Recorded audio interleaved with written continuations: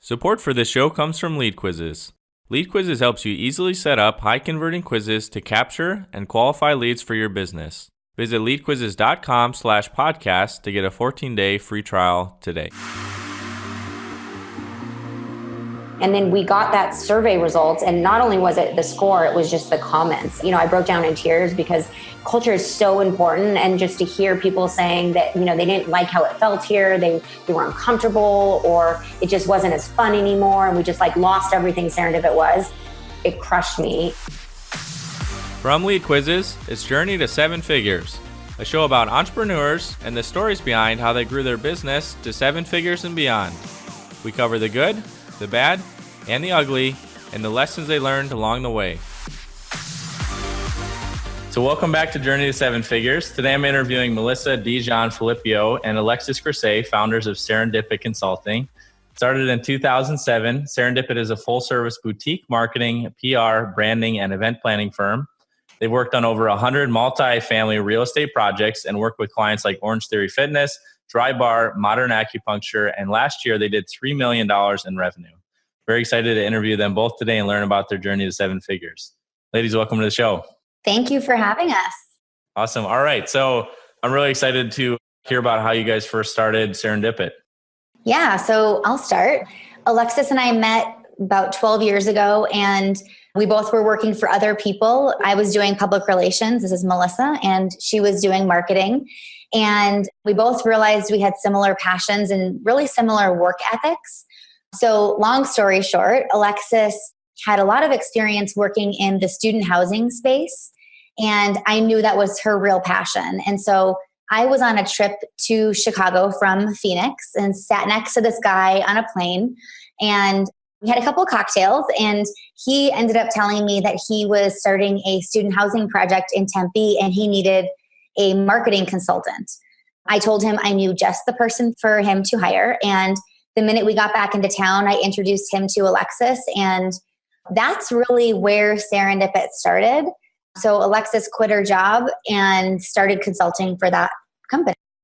Then, it was just about 8 months later, it took me the full 8 months to convince Melissa to quit her job. And, I'm the risk taker, Melissa's the conservative. So I got another client, another multifamily client, and there was no way I could handle it at this point by myself. So I convinced Melissa to jump ship, and we actually worked out of that new client's office, running about 15 properties across the board for both of them nationally. And then, from there, it just took off. We got our next client about 6 months later, and, we did a great job for each of them. And the referral business kept coming in.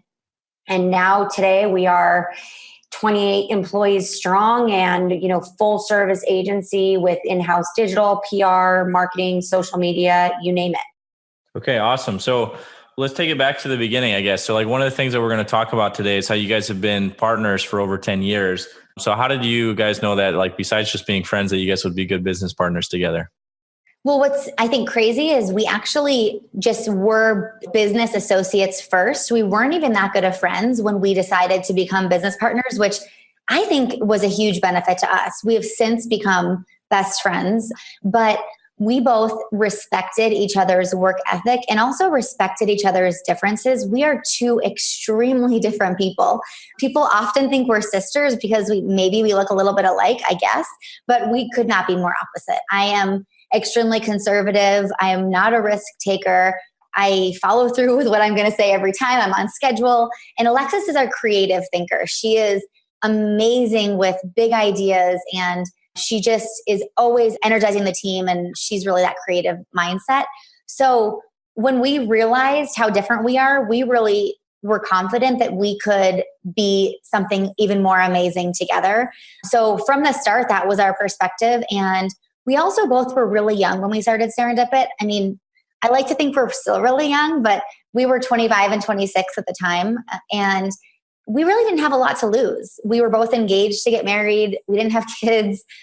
We just thought, what's the worst that could possibly happen? We're going to be done working for these jerk bosses who are working us till 10 or 11 at night. We're building up someone else's company. We know we can do better for ourselves. And we also know we can do better for the clients out there who need marketing and PR. So we just jumped fully in and didn't look back. And the funny part is, I just remember looking back to those days is, like Melissa said, we had nothing to lose. We knew what success looked like in our mind, but failing, we were together and we laughed and we had so much fun. And it was just, we only had one way to go, as up. So, now there's obviously, with 28 employees and much larger business, there's a lot more that comes into play. But in the beginning stages, we kind of even joked that we were playing business, that we'd come to work every day. We just had so much fun. It wasn't like a job. And so I think that's what kept pushing us to go further. Okay. And so did you guys initially set up like any kind of expectations or role differences between the two of you, or how did you divide things? And did you guys have any like stumblings in the beginning, or has it always been easy? I think what was really interesting is when we got that first client and Melissa jumped ship, she actually was doing marketing because we didn't really have PR business at that point. So what's phenomenal about her is she's also really creative, but she brought in more structure where I'd come up with the idea, Melissa would figure out how to implement it and make sure, like she said, that it was implemented to the fullest.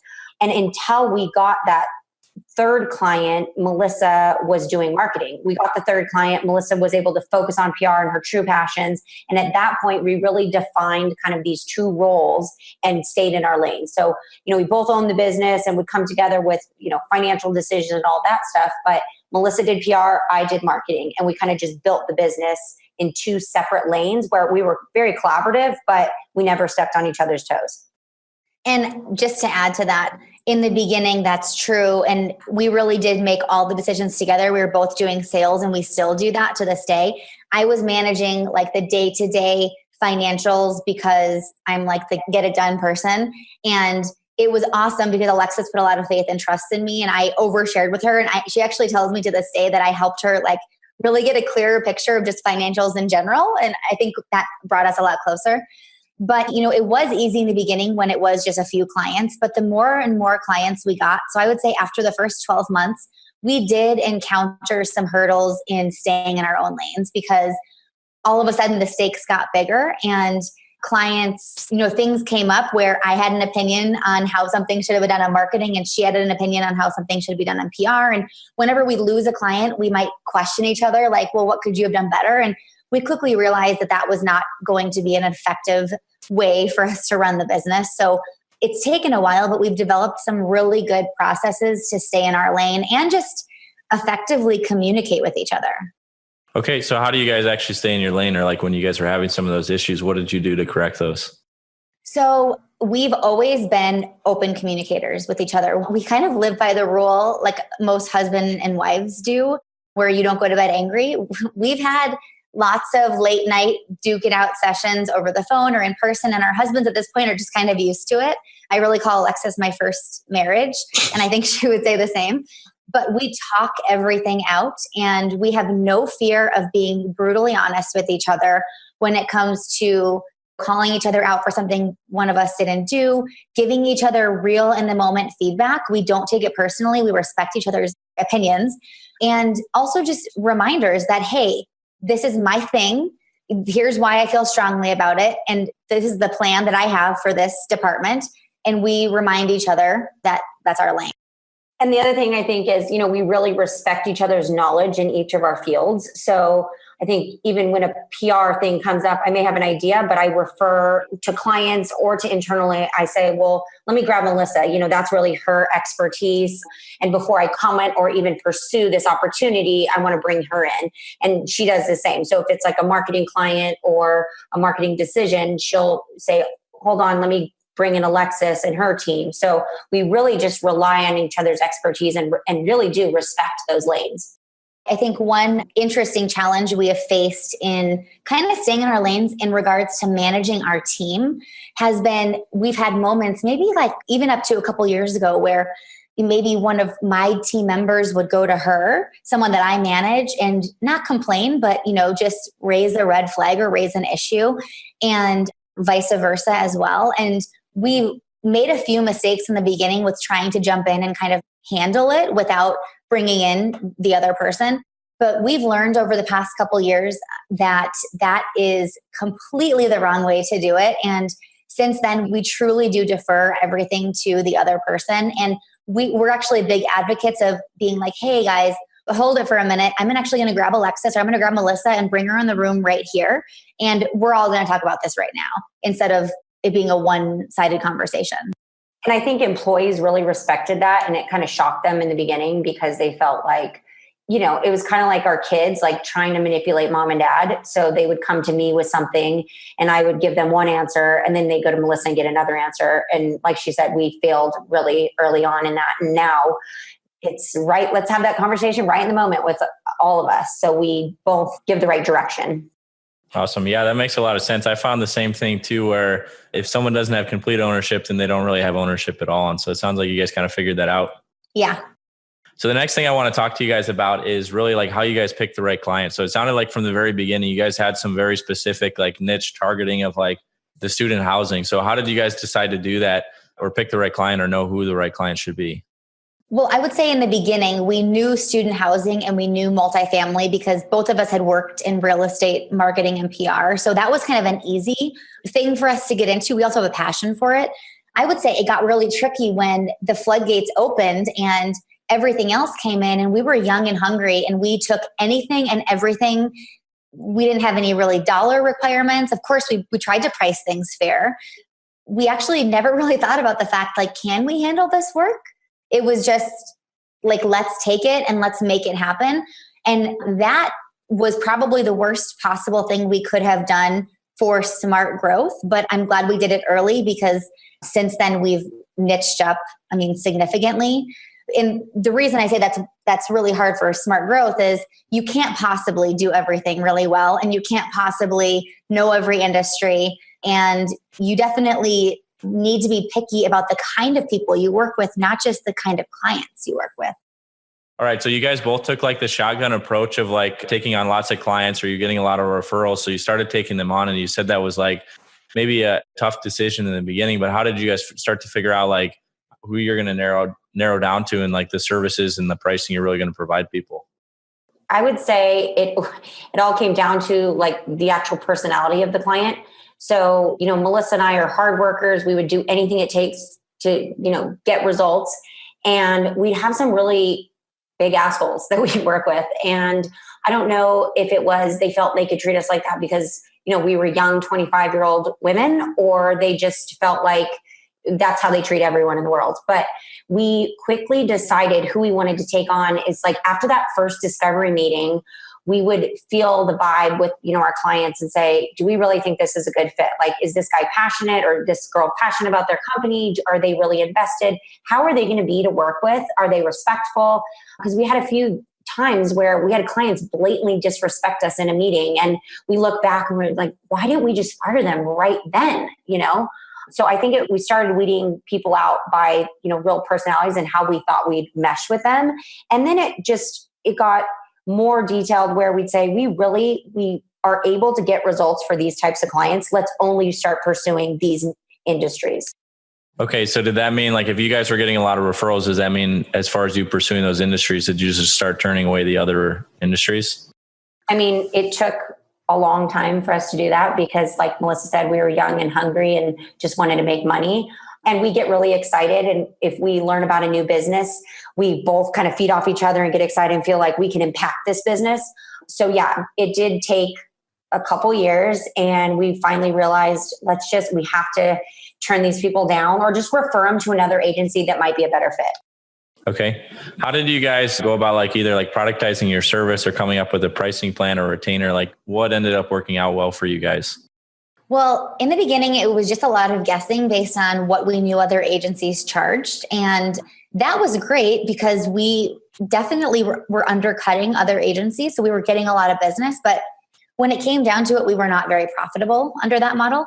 In the beginning, I guess we were because it was just the two of us and maybe one or two other employees. But that model isn't very sustainable. We were doing all the work. So once we hired people, we realized the profitability was low. So we really focused on, what's our effective hourly rate? So we, of course, had an hourly rate that we would, quote clients. We wanted to make sure that our effective hourly rate, so the rate in which we were actually working on the work, was positive. So there needed to be room to make money there. And it took quite a bit of time to really get that down to a science. But we have since, stumbled upon what we think it works really well. We charge clients $165 an hour, and that's pretty fair. And it's still pretty competitive in the industry. And we do base our retainer pricing on that. So we know now after 10 years, especially, but we knew in the beginning too, really how many hours we needed to spend to be successful for a client. We've always been kind of do whatever it takes to get the job done. I mean, as we've grown, we've learned to try to scale that a little bit more, but we really do get great results for our clients. And if that means working a few extra hours that we don't charge them for, I mean, that's just what we do. But we do measure it and monitor it so closely now. So there's really no room for error. Okay. And what kind of retainers do you guys usually set for people then? Is it like a month to month? Is it like a 6 month, a 1 year contract? What do those look like? So we always do a 12-month agreement for the most part. And we always have a 60-day out, and which clients rarely utilize. Of course, there's project clients that may come on board. Like a lot of our real estate clients are like 9-month projects for branding or whatnot. We'll also occasionally do like a launch PR campaign that may be 3 or 6 months. And that's totally fine. But, the pricing really completely depends on the service line. We have clients anywhere from $5,000 a month all the way up to $30,000 a month plus. So it completely depends. All right. So you guys started in 2007. How long did it take you guys to hit the $1 million in sales? We actually started in 2008. This is our 10-year anniversary this year. So that's really exciting. And we hit the $1 million about 5 years in. Okay. So about 2013. Mm-hmm. Awesome. All right. So I want to talk with you guys about, so you guys started getting some of these clients, and then you started taking the shotgun approaches, like people started hearing about your results. So how did you guys do as far as did you keep clients for a long time? Did you lose clients? How did you start improving your retention? So I would say in general, we have great client retention. We have a lot of lifers that we call them. I mean, we have clients still to this day that have been with us, I think 7-8 years. We have a handful of those. The clients we lost were clients that we took on. And again, we knew that wasn't either our passion, or they pushed us to break our internal processes. So we lost those clients because of just poor communication, I think, on both ends. And then now most of our clients, again, we tell them in the beginning, this is a long-term partnership. If it's a project, obviously we're going to get the work done and complete the project. But we put a lot of upfront time investment in the first 3 to 5 months. And we almost overwork in those months to prove it to them. And it works out. I mean, and then we keep the clients long-term. And typically just add on services, our scope gets larger, or we take on more markets, things like that. Okay. And so is there a size of business that you guys maybe found worked better or lasted longer that maybe fluctuated for you guys in the beginning? Like a size of a company, I would say not really. What we have determined is in order to be able to really make sense for us to work with someone, most of the companies have a minimum of $3 million a year in annual revenue, but some are so much higher than that. They're investment firms that are building real estate across the country, or they're huge national franchises. But, a small startup, there of course is there's one-off projects that we can do for them, but realistically, it doesn't make a ton of sense with our model for us to do a lot of work with them. Okay. And how did you find that? I'm curious because when I had an agency that was difficult. You'd work with these clients. We worked with a lot of clients under $1 million, and they were very high demand, and everything was very, very important for them to get results right away. So did you guys have many of those clients when you guys first started, or how did you guys choose that 3 million was the right mark? Well, yeah, in the beginning, we had a lot of those clients, and we kind of found this one statement to be very common across clients that we couldn't work with.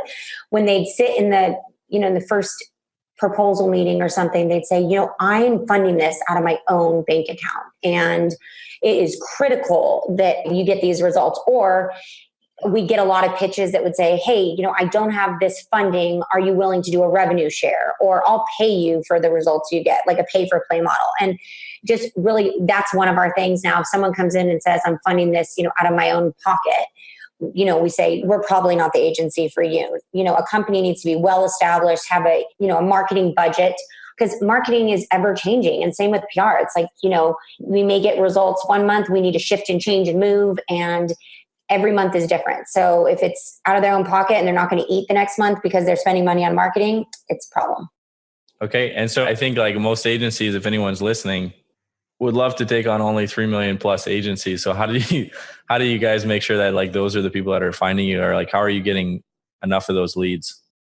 So I really believe it's because we've started promoting the kind of clients we're working with. So we do a lot of public relations for ourselves, and we do that in our trade media for the areas of business that we want to get more of. So commercial real estate, residential real estate, franchises, some hospitality, and we do a lot of cannabis branding, so cannabis trade. And so when we do PR for ourselves in those spaces, we really position ourselves as an expert. And we also shared a lot of case studies that showcase the results we've gotten for similar companies. And that has worked amazingly for us. We're actually in the middle of launching a new website right now. So we've not done any paid digital marketing for ourselves, which is almost embarrassing, but like we haven't needed to. Of course, we want to grow. We have major ambitions to get to 6 million over the next couple of years. We'd like it to be quicker than just the next couple of years. And we have a heavy plan to spend some targeted money digitally to, attract those kind of clients. And we think we've got the formula down based on what's worked in the past with our PR efforts and really propelling those PR efforts forward through digital marketing. I think that'll work really well. So we've been really fortunate, but we do have to weed through a lot of like junk to get to the good stuff. And I would say we get an average of probably 20 leads, maybe 30 leads a month, let's say 30 leads a month. And I would say about 10 to 12 right now are like super qualified. And there's probably another 5 in there that are possibly qualified every month. Okay. And then, so you guys do PR yourselves and you get some referrals. How much time do you guys spend doing PR for yourselves? So we actually treat Serendipit like a real client. We have a team who works on it on the marketing side and on the PR side.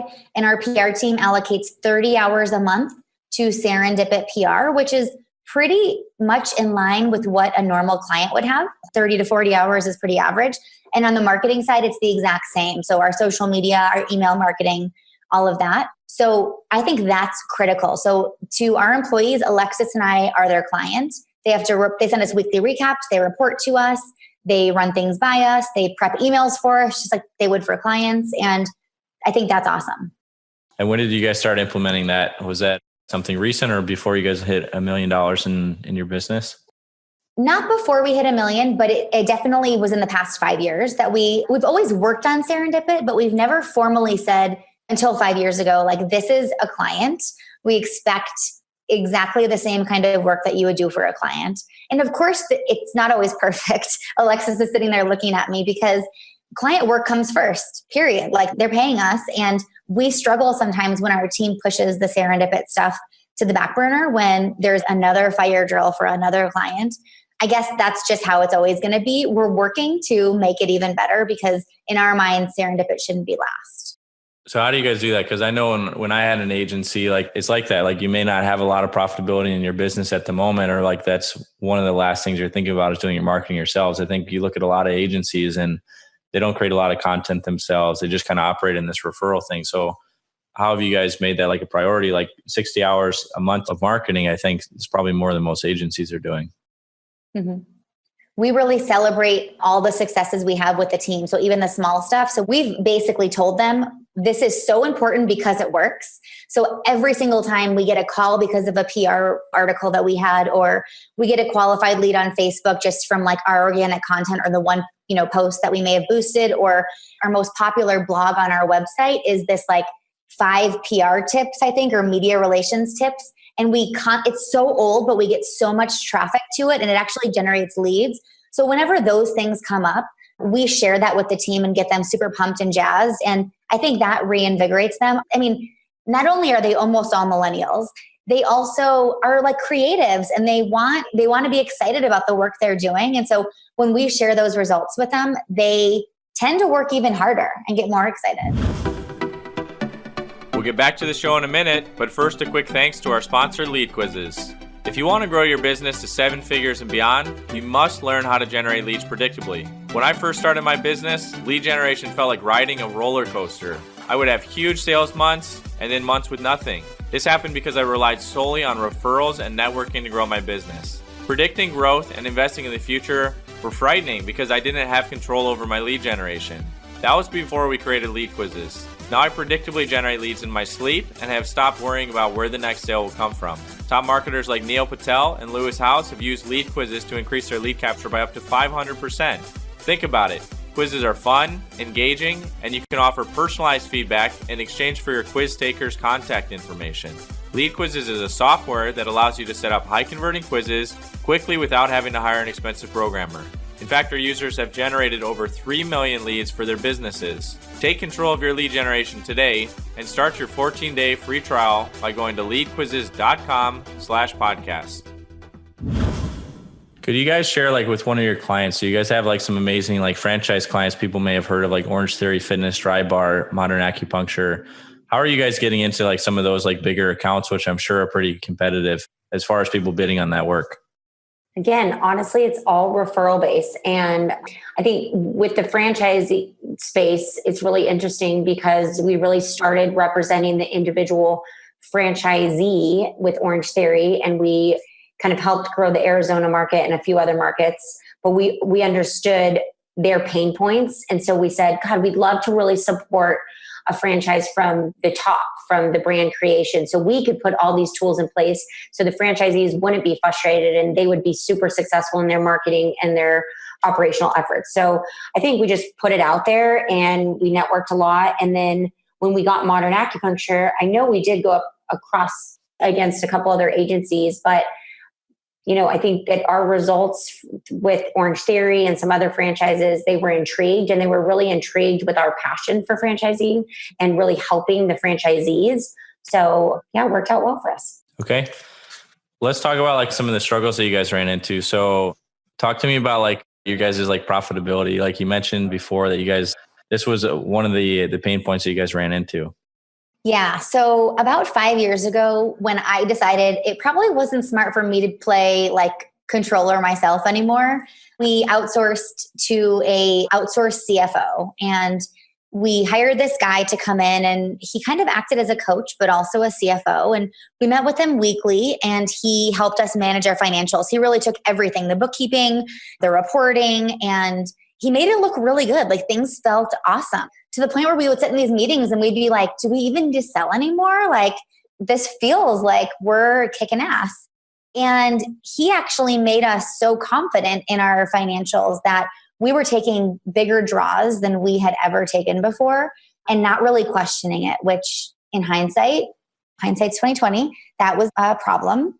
So that was about 6 months into hiring him. And a few months later, we quickly realized what happened is, for the first time in our history of Serendipit, we couldn't afford payroll.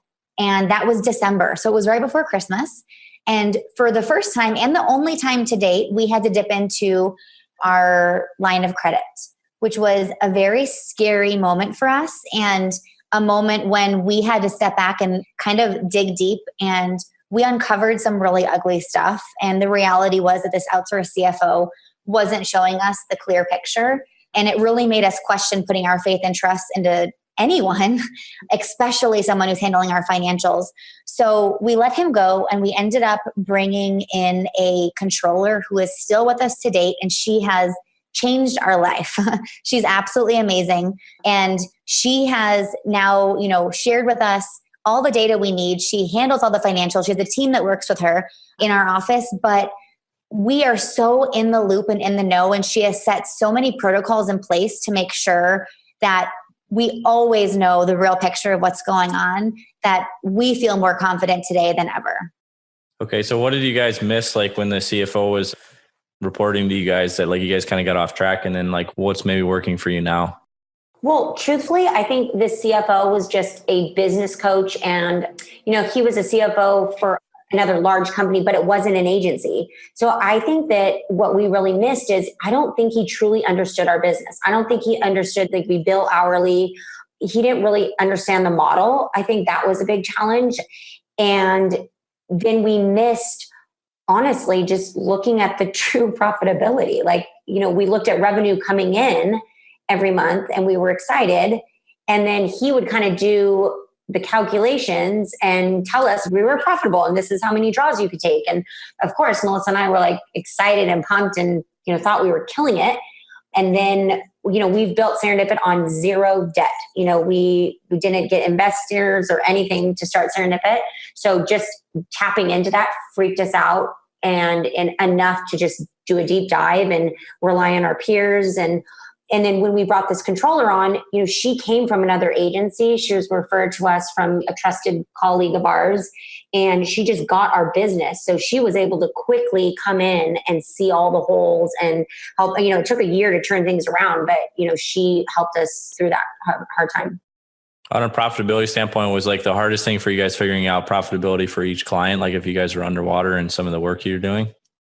Yeah, it was extremely hard to do that. And mostly because there was no really consistent time tracking at that point in time. And we had a lot of hard costs that we weren't accurately associating with the jobs.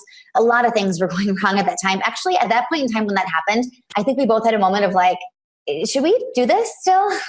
And that was a little bit scary. But since then, our controller has really helped us accurately report on the profitability of every single client. And she's helped us set some pretty steep goals. So we feel like, and we've achieved, year over year, we're getting better and better. And we're getting closer to our goal of 20%, which is pretty high for an agency, but something that we are confident we can get to. We're pretty close. Okay. So you guys are actually measuring profitability. Is that 20% per client or 20% overall? 20% overall. Some clients, in some service lines, will always be more profitable than others. Like PR is just more profitable, usually 30 to 40%. And then some other service lines like digital, we price our digital maybe a little bit lower because it's typically an add-on to other services. So that may be a little bit lower, profitability, but the goal would be a blended 20%. And honestly, I think some of those lifer clients, their profitability is a lot lower because they've been trained from the beginning where we're over servicing. So, we feel we're connected to them. We've had this long-term relationship. So the profitability or hourly rate is a little bit lower, and we're working really hard to educate them on our business and how we need to operate. But I think the reality is some of those legacy clients, they're less profitable for us. Okay. And so for actually tracking time for your employees, are you guys using something like Time Doctor that's measuring that in the background? So we use Workamajig, and it's really a project management tool that's specifically built for creatives. So it works well for agencies. There are a couple things about it that we don't totally love yet, but we're about a year and a half in, maybe a year into using it. It really is a solid tool. So it does track time, it tracks jobs, it tracks the creatives, all the resources, and it integrates with QuickBooks as well. Awesome. And then so one more major point I wanted to cover with you guys is culture. So as you guys have grown from a couple employees in the beginning to 28 employees now, what is the change been? Maybe what are some of the struggles and how did you guys build a culture that's working for you today? So I think in the beginning, when I started Serendipit, I had this vision of what I wanted it to be. And I grew up, my dad owned an agency, and every day I walked in and it was just so fun. People were laughing, people were drinking beer, people were being creative, and it was a great culture. And so I always felt like I wanted that. I wanted to come to work where we were blasting music, having fun, but just really proud of the work we were doing. So in the beginning, we just operate. I think we're naturally people that like to have fun and laugh every day. So a lot of our true values as people came through, do it different. I always like to come up with these wacky, crazy ideas that are different from everyone and challenge kind of the industry or status quo. Get results. Melissa is a hard ass when it comes to results. It's not just meet it, it's exceed it and jump way over. Be bendable. We are in a service industry. So we like to service our clients and, make things happen. And then act like the boss. And this is probably something we do to a flaw, is we get so involved with our clients that we really feel like we're operating their business. And if we're not getting results for them, we personally feel that pain, so we work really hard to get results and make decisions that we would for our own company. And then show respect and have fun and raise your glass. Those are pretty obvious ones. But we built this culture, and as we were growing, it was amazing. And everyone constantly says how much they love our culture.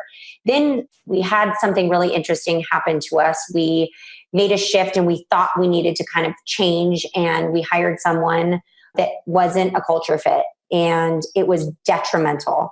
So we do an eNPS score and we survey our employees every quarter.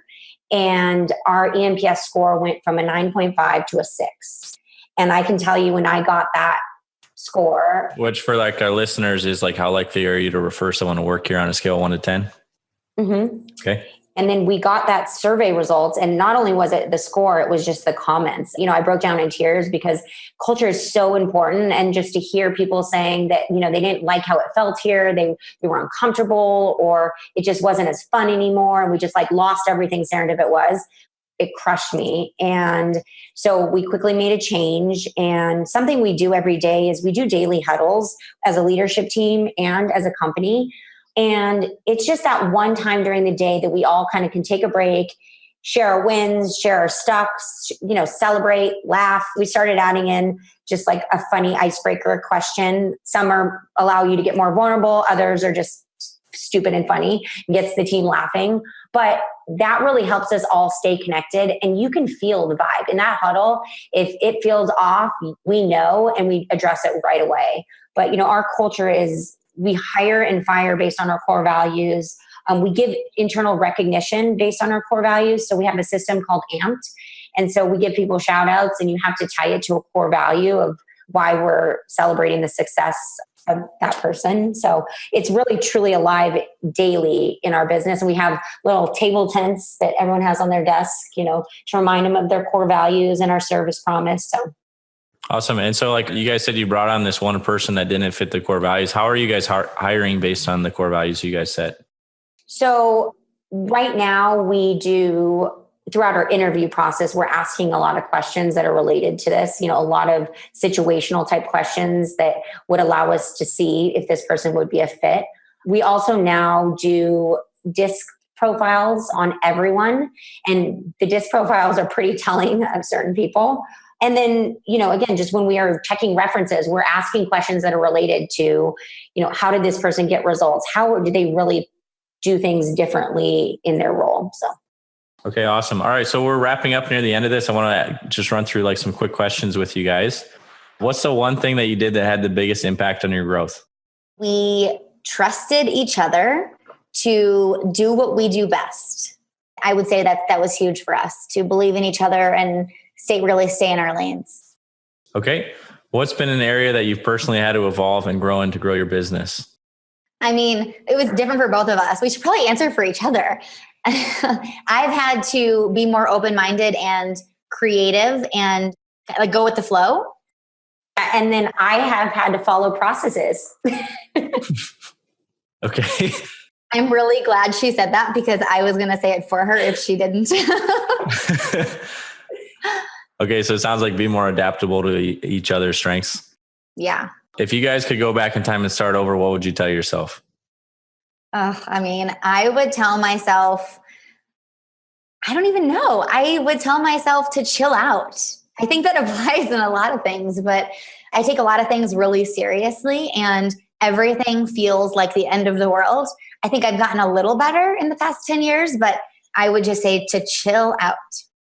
And I would tell myself to trust my instinct and not, if we were working with someone, not let people walk all over us, because I think a lot of that happened in the beginning and we were afraid to fire clients. So I think if we fired clients, we'd be a lot happier and we'd be able to move on quicker. Okay, awesome. All right. Well, where can people learn more about Serendipit and also connect with you guys? Sure. So we're at serendipitconsulting.com. That's SERENDIPIT consulting.com. We are both on Twitter. I'm at Melissa PR and Alexis is at Alexis Krisay. And we're always open to chat. We love to share ideas. We're big idea people. We just love helping people out. So connect with us. Awesome. All right. Well, thank you guys so much. Congrats on all your success. We'll get all these things linked up in the show notes for those that are listening. Yeah, thanks again. Thank you. Thanks again for listening to our show this week. If you want to find out more or hear previous episodes, you can go to blog.leadquizzes.com. If you'd like to start generating more leads for your business and get a 14-day free trial to LeadQuizzes, go to leadquizzes.com/podcast. Please also subscribe to our show on Apple or however you get your podcasts. You can also write us at support@leadquizzes.com. I'm Jeremy Ellens, and you've been listening to Journey to Seven Figures.